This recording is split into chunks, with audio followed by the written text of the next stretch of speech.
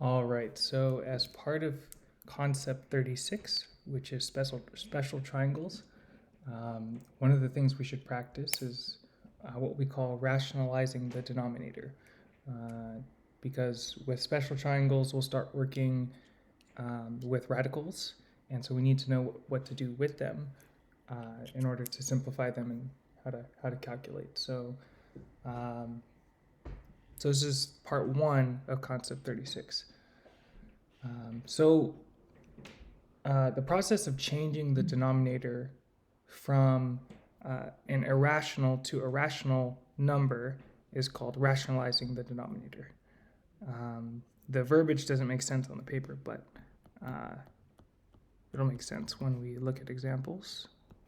So we're changing it from irrational to rational. And irrational is really referring to anything with a square root sign, like the square root of 3, for example. Square root of 3 is not a perfect square, so when you put it in your calculator, it's a bunch of decimals, and they don't repeat. So that's why it's called irrational. We'll come back to that as to why that's important. So it's sometimes easier to work with radical expressions if the denominators don't contain any radicals. Okay, so it's easier to work with. So some steps in order to complete rationalizing denominator, you simply multiply the top and the bottom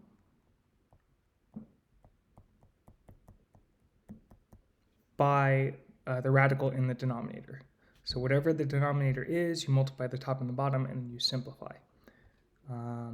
So what I mentioned earlier about rationalizing, rationalizing is like making it less crazy, right? So because when you're being irrational, you're being crazy. So when I have a denominator that's a square root, it looks crazy, and I want to make it less crazy. So I want to rationalize it. So what I would do, it says to multiply the top and the bottom by the denominator. And what this allows us to do is the denominator becomes the square root of 6 times the square root of 6. Essentially, that's the square root of 6 squared. And we know that when we have the square root of 6 squared, the square root and the square cancel each other out. So we're just left with 6. So I've changed my denominator from the square root of 6 to just 6, which is helpful. And then on the top, we would just multiply 5 times the square root of 6. When we can't simplify them, we kind of treat it like a variable in that we just put the numbers next to each other, and it's multiplication. And that's it. That's our final answer. I know it looks more complicated than it did before, but in a way, it's actually easier to work with when we do calculations. Let's take a look at another example. So the square root of 15, we're going to do the same process.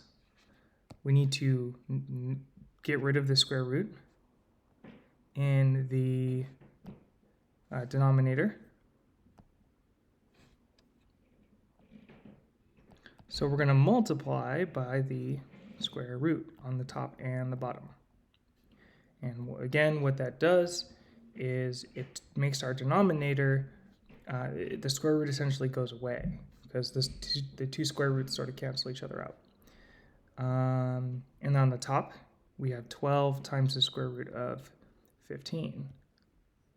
Now, the cool thing here is that I can take this, the 12 and the 15, and cross cancel to sort of like reduce the fraction, right? So the 12, if I divide it by 3, I can reduce this to 4 and this to 5. So our final answer would be 4 root 15 over 5. So 4 root 15 over 5. So that's how we go about simplifying that. So it's like simplifying and reducing fractions, just put it in its simplest form. That's essentially what we're doing. Let's do a couple more examples. Now I have something interesting when I have a square root on top and a square root on bottom, it gets a little weird. So what I'm going to do, just like before, I'm going to multiply by the denominator on the top and the bottom, like that.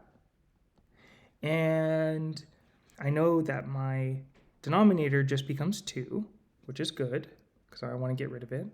Now, when I'm multiplying square roots, if both numbers are in a square root, I can just multiply the two numbers inside them. So it doesn't need to be any more complicated than that. We can just multiply 3 times 2 to get 6. Leave it in the square root, and that's it. There's not much else we can do with this, so that would be it. I know it's tempting to say 6 divided by 2 is 3. No, don't do that, because one's in square root and one's not, so we can't do that. When I have a negative number, the same process happens. Our fraction just stays negative. So multiply by the square root of 11, like we did before, and my fraction's still negative, and my denominator becomes 11, and then I multiply 7 times 11 in the square root, and I get 70, the square root of 77 divided by 11. And that's it. I can't simplify that any further. Here we have a number being multiplied by square root and divided by normal denominator. The thing is this is already simplified. I don't need to do anything with this because there's no denominator, there's no square root on the bottom. So I just leave it. For this problem, same process. I want you to be very careful in that we only multiply by the square root. We do not multiply by the number next to it. So just like before, on the bottom, the square root of 3 times the square root of 3 is 3, but we end up having 5 times 3. And then we have the square root of 18 on top. Now, of course, this can be simplified. My denominator, 5 times 3 is just 15. And the square root of 18 is interesting. The square root of 18, I can actually break that apart into the square root of 9 times 2. And then what I can do then is simplify the 9, the square root of 9, into 3. So this part becomes 3, and I still have the square root of 2 left. So the square root of 18 can be simplified as the square root of 3, as 3 times the square root of 2. And then finally, we would go about reducing the fraction. This would become 1, this would become 5, and my final answer would be the square root of 2 over 5. I don't have to write the 1 because 1 times the square root of 2 is just the square root of 2. And that's my final answer. We'll do a couple more problems here.